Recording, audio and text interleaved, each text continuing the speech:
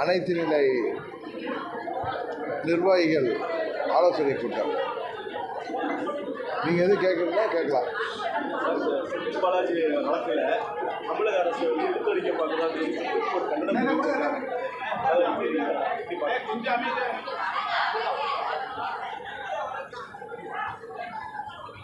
செந்தில் பாலாஜி வழக்கில் அவர் அம்புதான், அவரை step code ஆக்கிறதுக்கான அந்த எய்தவர்கள் மாட்டிக்கக்கூடாதுன்னு அதை எடுக்க பார்ப்பாங்க. அதுதான் உண்மை. பல்வேறு வழக்குகளில் தமிழக அரசு திமுக அரசுக்கு உச்சநீதிமன்றம் கண்டனம் தெரிவிச்சிருக்கு. அவங்க எப்படிலாம் தொடர்ச்சி எழுதிட்டு போடுவாங்க. ஏன்னா அவங்கள பொறுத்த வரைக்கும் அந்த குடும்பம் நல்லா இருக்கணுங்கிறதுக்காக மக்களையே வாக்குறுதிகளை எல்லாம் சொல்லி ஏமாற்றிட்டு வர்றவங்க 200 தொகுதியில் ஜெயிச்சிருவோம், 210 தொகுதியில் ஜெயிச்சிருவோன்னு சொல்லி மக்களை ஏமாற்றி வருபவர்கள் ஆட்சி அதிகாரத்திற்காக எதையும் செய்வார்கள். அந்த கண்டனத்தெல்லாம் அவர்கள் தொடர்ச்சி எழுதிட்டு போடுவாங்க. அதை பெருசாக எடுத்துக்க மாட்டாங்க. மக்கள் தான் இதுக்கெல்லாம் தக்க பாடம் வர்ற தேர்தலில் சொல்லுவாங்க.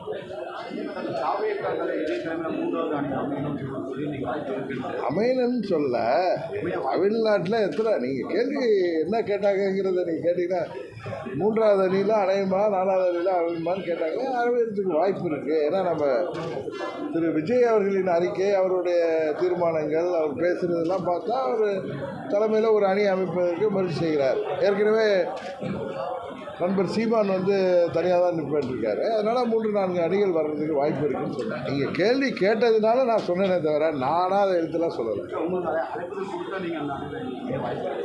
யூகத்துக்கெலாம் பதில் சொல்ல முடியாது. நாங்கள் ஏற்கனவே தேசிய ஜனநாயக கூட்டணியில் இருக்கோம். ஒரு கூட்டணியில் இருக்கிறப்ப அழைப்பு கொடுக்குறாங்க. இதில் கல்யாணமா அடுத்த வீட்டு கல்யாணத்துக்கு போயிட்டு சார், நேற்று அவர் எடப்பாடி பழனிசாமி பேசுகிறப்ப தேசிய ஜனநாயகத்தில் தமிழகத்தில் அதிமுகவும் நாங்களும் இருக்கோம். சாரி, அதிமுக பாஜக கூட்டணியில் பல கட்சிகள் இருக்காங்கிற மாதிரி ஒரு முரண்பாடாக என்ன முரண்பாடாக அவர் சொல்லுறது கரெக்டான. ஏற்கனவே நாங்கள் தேசிய ஜனநாயக கூட்டணி 2024 தேர்தலில் மீண்டும் மோடி அவர்கள் பிரதமராக வேண்டும் என்பதற்காக தலைமையில் உருவாக்கப்பட்ட கூட்டணி தேசிய ஜனநாயக கூட்டணி. அதில் நான் அண்ணன் பன்னீர்செல்வம் அவர்கள்லாம் இணைஞ்சிருந்தோம். தேர்தலையும் போட்டிக்கிட்டோம். அப்போ நீங்கள் சொல்கிறவர் தனியாக போய் 3வது அணியாக நின்றார். அந்த கட்சி இப்போ எங்கள் கூட வந்திருக்கு. அதனால் அவங்களுடைய கூட்டணி பாஜகன்னா அவங்க ஏதோ அதுக்கு என்ன ஒரு அர்த்தம் சொல்கிறாங்க, இல்லை அதுக்கு ஏதோ ஒரு வார்த்தையில் ஏதோ ஜாலம் பண்ணுறாங்க. நான் சொல்கிறது யதார்த்தத்தை சொல்கிறேன். நாங்கள் எல்லாம் தேசிய ஜனநாயக கூட்டணியிலிருந்து பன்னீர்செல்வம் மத்திய அரசை கண்டிச்சு இன்னைக்கு அறிக்கை விட்டுருக்காங்க. ஒரு எத்தனையோ விஷயங்களில் தமிழ்நாட்டு மக்களுக்கு எதிரான விஷயங்கள் வர்றப்ப மத்திய அரசு ஏதோ ஒரு கண்ணோட்டத்தில் ஒரு சட்டமோ இல்லை ஒரு நடவடிக்கை எடுக்கிறப்ப தமிழ்நாட்டை பாதிக்கிறப்ப நம்ம இப்போ டங்ஸ்டன் வந்துச்சு, அதுக்கெல்லாம் எதிர்த்து நம்மளாம் குரல் கொடுக்கலையா? அது மாதிரி குரல் கொடுக்கறதுனால நீங்களாம் ஊடகங்கள் அதுக்கு ஒரு பொழிப்புரை எழுதிட்டு இருந்தீங்கன்னா அதுக்கெல்லாம் அர்த்தமா? நீங்களாம் அதை கண்டிக்கிறீங்க? இல்லை, எனக்கு அது என்ன மேட்டர்னே தெரியாது. நீங்கள் கண்டிக்கிறீங்கன்னா என்ன மேட்டர்னு சொல்லுங்கள். ஹிந்தி பாடத்தை சொல்லிக் கொடுத்தாங்கன்னா மத்திய அரசாங்கம் கல்விக்கான நிதியை தமிழ்நாட்டுக்கு கொடுப்போம் அப்படின்னு சொல்லிட்டு 2151 கோடி நிப்பாட்டி வச்சிருக்காங்க. இல்லை, அது நீங்கள் கேள்வி தப்பு. இல்லை அவர் கட்டணம் தெரிவிச்சு இல்லை நீங்கள் கேள்வியே மாற்றி கேட்குறீங்க. 3வது மொழியை தமிழ்நாட்டில் கொண்டு வர்ற திட்டம் தான் அது ஹிந்தின்னு யாரும் சொல்லலை. நீங்களே இங்கே ஹிந்தி அப்படின்னு நீங்களே அதுக்கு ஒரு பெயர் கொடுத்துக்கிறீங்க. தமிழ்நாட்டில் ஏற்கனவே 2 மொழி கொள்கை இருக்குது. 3வது ஒரு மொழியை, அது எந்த மொழியை நீங்கள் படிப்பது வருங்காலத்தில் நல்லதுங்கிறதுக்காக ஒரு திட்டத்தை கொண்டு வராங்க. அதை தான் நீங்கள் நம்ம எதுக்கிறத தவிர ஹிந்தி தான்ங்கிறது அது கிடையாது என்பது தான் உண்மை. அப்படி இருக்கிறப்ப நம்ம எதுக்கணும்? இன்னொன்று 3வது ஒரு மொழி படிப்பது நல்லது தானே. ஏன்னா இன்றைக்கி யாரெல்லாம் எதுக்குறாங்களோ அவங்க வீட்டு பிள்ளைகள்லாம் ஹிந்தி படிக்கிறாங்க, 3வது மொழி படிக்கிறாங்க. இப்போ ப்ரைவேட் ஸ்கூல்லையோ என்ன போர்டு, சிபிஎஸ்சி போர்டு, இன்னொரு போர்டு இருக்குது, ஐசிஐசி, இன்னொரு நம்ம இதில் ஒரு போர்டு இருக்குது, மெட்ரிகுலேஷன் போர்டெல்லாம் ஹிந்தி படிக்கலாம். நம்ம அரசு பள்ளிகளில் படிக்கிற மாணவர்களுக்கு தான் அது கிடையாதுன்னு இருக்குது. அதனால் அங்கே யார் படிக்கிறாங்க? ஏழை எளிய மாணவர்கள். அவர்கள் மூன்றாவது மொழி கேட்டால் வந்து அது ஹிந்தி தான் சொல்ல, மூன்றாவது மொழி கேட்கிறப்ப அவங்களுக்கு இது உறுதியாக பலனாக இருக்கும். அதனால் படிக்கிறதுல தவறில்லை என்பது தான் எனது கருத்து. இன்னும் நீங்கள் அண்ணாவை எழுதிங்கன்னா நான் அதுக்கும் பதில் உங்கள்கிட்ட கொடுத்தேன். அண்ணா அவர்கள் 67 ஏப்ரல் மாதத்தில் முதலமைச்சர் ஆனதுக்கு பின்னாடியே இந்தியா முழுவதற்கும் இணைப்பு மொழியாக மூன்றாவது மொழி உருவாக வேண்டும் அப்படின்னு அண்ணாவும் சொல்லியிருக்காரு. எங்கள் தலைவர் அண்ணாவும் அதை தான் சொல்லியிருக்காரு. இதை மறைச்சிக்கிட்டோம், வார்த்தைக்குள்ளார வார்த்தையை மறைச்சிக்கிட்டோம் பேசுகிறவன் நான் அல்ல. அது உண்மையாக இந்த மொழியை தான் படிக்கணும் அப்படின்னு அவங்க மத்திய அரசு திணிச்சா அதை நாங்கள் எதிர்ப்போம். இதை வந்துட்டார சண்டை அதை எதிர்ப்போம். நாங்கள் சொல்கிறது மூன்றாவதாக ஒரு மொழியை விருப்பப்படுபவர்கள் படிக்கட்டும், அதுக்காக நிதி கொடுக்கலன்னு சொல்கிறதுலாம் தவிர அந்த திட்டத்தில் வேணும்னா அந்த பணம் வேணும்னா அதை தான் பண்ணியாகும். சரி சார், கிட்னி திருட்டை பொறுத்த வரைக்கும் அது திருட்டு இல்லை, முறைகேடுன்னு சொல்லி அமைச்சர் சொல்லியிருக்காரு. திமுக எம்எல்ஏவுடைய மகன் அதில் சம்மந்தப்பட்டிருக்காரு. அதாவது திருட்டு இல்லை முறைகேடுங்கிறாரா? திருட்டுக்கும் முறைகேட்டுக்கும் என்ன வித்தியாசம்னா அவங்களுடைய அகராதியை தான் வாங்கி பார்க்குறோம். எல்லாம் ஒரே ஃப்ராடுத்தனம் தானே. தேசிய ஜனநாயக கூட்டணிக்கு அதிமுக வந்து நீங்கள் நீண்ட காலமாகவே வந்து சொல்லிட்டு இருந்தீங்க. அவங்களும் வந்துட்டாங்க. அவங்க வந்ததுக்கப்புறம் உங்களுடைய இடுப்புக்கு வந்து ஒரு ஆபத்து எதுவும் ஏற்பட்டது? எங்களுக்கு எந்த இடுப்புக்கும் வரல, கழுத்துக்கும் வரல. திமுகவுக்கு தான் இப்போ ஆபத்து வந்திருக்கு. அதனால தான் அங்கே அவங்க முதலமைச்சராக இருக்கட்டும், துணை முதலமைச்சராக இருக்கட்டும், திமுக நிர்வாகிகள் எல்லாம் தேசிய ஜனநாயக கூட்டணி இன்னும் பலப்பட்டிருக்கு. எங்களுக்கு ஒரே குறிக்கோள் தான், இந்த திமுகவை வீழ்த்தணுங்கிறது. அதற்கு எங்கள் அணி பலப்படணும். அதுக்கு திரு அமித்ஷா அவர்களின் முயற்சிக்கு நாங்கள் உறுதுணையாக இருக்கோம். அதுக்கு புதிய கட்சிகள்லாம் வரணுங்கிறத சொல்கிறோம். அதில் அம்மாவுடைய கட்சி வந்திருக்கு. அந்த தலைமைக்கு எங்களுக்கு எத்தனையோ கருத்து வேறுபாடு இருக்கலாம், எங்களுக்கும் அவர்களுக்கும் பிரச்சனைகள் இருக்கலாம். அதையெல்லாம் நாங்கள் ஒதுக்கி வைத்து விட்டு, தேர்தல் வரை ஒதுக்கி வைத்து விட்டு, இன்றைக்கு நாங்கள் திமுகவை வீழ்த்துவதற்கு இந்த கூட்டணி பலப்படணுங்கிறதுக்காக அந்த கூட்டணியில் இருக்கோம். அதனால் எங்கள் இடுப்புக்கும் ஒன்றும் பிரச்சனை இல்லை, கழுத்துக்கும் ஒன்றும் பிரச்சனை இல்லை. எங்களால் தான் போன முறை திமுக ஆட்சிக்கு வர முடிந்தது என்பதை உங்கள் மாதிரி ஊடகத்தை சேர்ந்தவர்களும் அரசியல் வல்லுநர்களுமே பல பேட்டிகளில் பல டிபேட்டில் சொல்லியிருக்காங்க. அது நானே சொல்லிக்கல. நாங்கள் அமித்ஷா அவர்கள் 21 செய்த முயற்சியின் பொழுது நாங்கள் அதற்கு ஒத்துழைப்பு கொடுத்தோம். திமுக வீழ்த்த வேண்டும், ஆட்சிக்கு வந்து விடக்கூடாதுன்னு. ஆனால் அது அந்த முறை அது நடக்காமல் போய்விட்டது. இந்த முறை அவர் முயற்சிக்கு நாங்கள் எதுவும் பங்கம் வருகின்ற விதத்தில் நம்ம எதுவும் வார்த்தைகள் விட வேணாம், நாகரிகமான முறையில் அந்த கூட்டணி பலப்படணும்னு நினைக்கிறோன்னு சொல்கிறோம். அவ்வளோதான். ஊரக பகுதிகளில் தொழில் வரிகள் அது அரசு உத்தரவிட்டு டீ கடைகள், பெட்டி கடைகள் உட்பட எல்லாருக்கும் அதை வந்து நேற்றே நான் அதுக்கு கண்டனம் பண்ணி அறிக்கை கொடுத்துருக்கேன். அதை வந்து விட்ரா பண்ணணும் தமிழ்நாடு அரசு. ஆணவ படுகொலை அதிகமாக இருக்குது. அதாவது திராவிட மாடல் ஆட்சியில்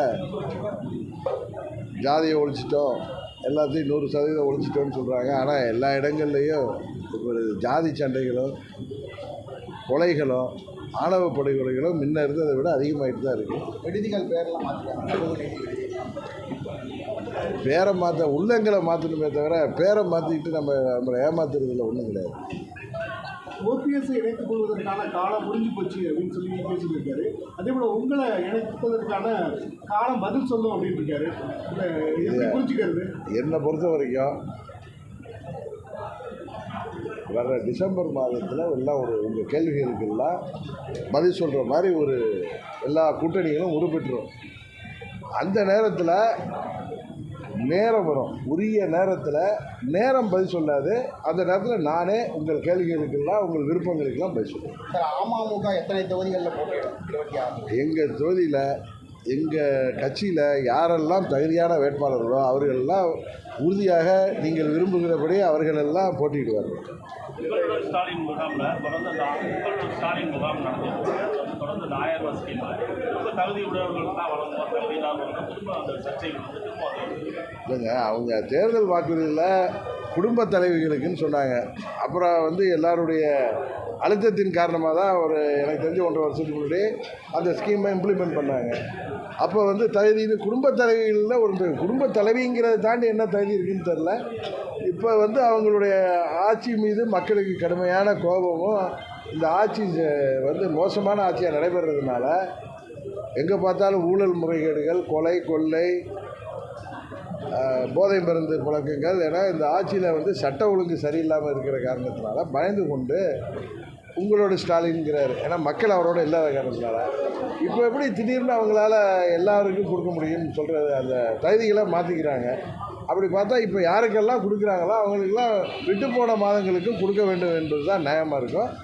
உறுதியாக இதுவரை இந்தியாவில் குறிப்பாக சுதந்திரத்துக்கு பிறகு தமிழ்நாட்டில் நடந்த ஆட்சியில் இப்படி ஒரு மோசமான ஒரு சட்டம் ஒழுங்கு கெட்டுப்போய் கிடக்கின்ற ஆட்சி இதுவரை நடைபெறவில்லை என்பதுதான் எல்லா இடங்களிலும் நாங்கள் சொல்கிற இடங்கள்லாம் பொதுமக்கள் பேசிக்கொள்வது. உறுதியாக பொதுமக்கள் இதுக்கு ஒரு முடிவு கட்டுவார். இந்தியா கூட்டணிக்கு திமுக தமிழ்நாட்டில் தலைமை தாங்குது. உங்கள் கூட்டணிக்கு தமிழ்நாட்டில் தலைமையாக யார் இருப்பார்? எங்கள் கூட்டணிக்கு திரு அமித்ஷா அவர்கள் ஏற்கனவே அதுக்கு பதில் சொல்லியிருக்காரு. அதை திரும்ப திரும்ப என் வாயால் சொல்லணும் அவர் வாயால் சொல்லணும் நீங்கள் எதிர்பார்க்காதீங்க. அமித்ஷா என்ன சொல்லியிருக்காரோ அந்த பதில் தான் எனக்கு தமிழக வெற்றி கழக செயலி இன்னைக்கு வந்து விஜய் வெளியிடுறாரு. தமிழக வெற்றி கழக செயலி உறுப்பினர் சேர்க்கை செயலி இன்னைக்கு வெளியிடுறாரு. எப்படி பார்த்துருக்கீங்க? ஒவ்வொரு கட்சிக்கும் ஜனநாயக ரீதியாக ஒவ்வொரு கட்சிக்கும் அவங்க கட்சியை பலப்படுத்துவதற்கும் தேர்தலை சந்திப்பதற்கும் அவர்கள் பல்வேறு முயற்சிகள் செய்வாங்க. இப்போ நாங்கள் ஒவ்வொரு தொகுதியாக போய் கிளை செயலாளர்லேருந்து வட்டச் செயலாளர்லேருந்து ஒன்றிய செயலாளர் நகராட்சி செயலாளர் வரை எல்லாரையும் சந்தித்து தேர்தலுக்கு தயார்படுத்துகிறோம். அது மாதிரி அவர் ஒரு முறையை கையாளுறாரு. அவ்வளவு தானே. அதை போய் நம்ம என்ன பார்க்க வேண்டியது? தொடர்ந்து பாஜகவுக்கு எதிராகவும் திமுகவுக்கு எதிராகவும் குரல் கொடுக்குறாரு. இந்த நாள் அது அவங்களுடைய கொள்கையாக இருக்கலாம். இப்போ நீங்கள் ஓபிஎஸ் வந்து ஒரு கூட்டம் வச்சுருக்காரு. பின்பாக கூட்டம் இல்லை தொடரலாமா வேணாமான்னு ஒரு முடிவு எடுக்கிற மாதிரி சொல்லப்படுது. சொல்லப்படுவது கேட்கப்படுவது நினைக்கப்படுவதுக்கெல்லாம் நான் பதில் சொல்கிறது கிடையாது. இப்போ முன்னாள் அமைச்சர் ராஜேந்திர பாலாஜி ஒரு ஸ்டேட்மெண்ட் கொடுத்தாரு. கண்ணீர் விட்டு ஒரு ஸ்டேட்மெண்ட் கொடுத்தாரு. நான் மிரட்டப்பட்டேன் இருக்க அதை வந்து ஏன் இப்போ சொல்கிறாங்க தேர்தல் கேட்டு என்ன எப்போ மிரட்டப்பட்டாரா? கடைசியாக அவங்க அது எனக்கு தெரிலங்க. நம்ம ஒரு தெரியாத விஷயத்தில் போய் நம்ம பதில் சொல்வது நம்ம பிரதமர் வருகையின் போது நீங்கள் எதுவும் தனியாக சந்திக்கிறதுக்கான வாய்ப்பு இருக்கு? நான் இங்கே திருச்சியில் தானே கேட்டீங்க அன்றைக்கி மேரியட் ஹோட்டலில். நான் அவரை சந்திப்பதற்கு நான் பர்மிஷன் கேட்கலன்னு தொடர்ந்து பாஜகவுக்கும் சீமா நாம் தமிழர் கட்சிக்கும் எதிர்ப்பு தொடர்ந்து தெரிவிச்சுட்டு வராங்க. அப்படி இருக்கக்கூடிய சூழ்நிலையில் எடப்பாடி பழனிசாமி வந்து தமிழக வெற்றி கழகமோ அல்லது சீமானோ வந்து எங்கள் கூட்டணியில் சேரலாம்னு சொல்லியிருக்காரு. அது எப்படி பார்க்குறாங்க? தமிழக வெற்றி கழகமும் இதுக்கு பதில் சொல்லியிருக்காங்க. சீமான் அவர்களும் தொடர்ந்து பதில் சொல்லியிருக்காரு. இதுக்கு மேலே நான் போய் என்ன பதில் சொல்லுவேன்? அதிமுக கூட்டணியில் பாஜக இருக்குது. அப்படி இருக்கும்போது அவங்களுக்கு அழைப்பு கொடுக்குறாரு எடப்பாடி. அதை பற்றி நீங்கள் அவர்கிட்ட தான் கேட்கணும்.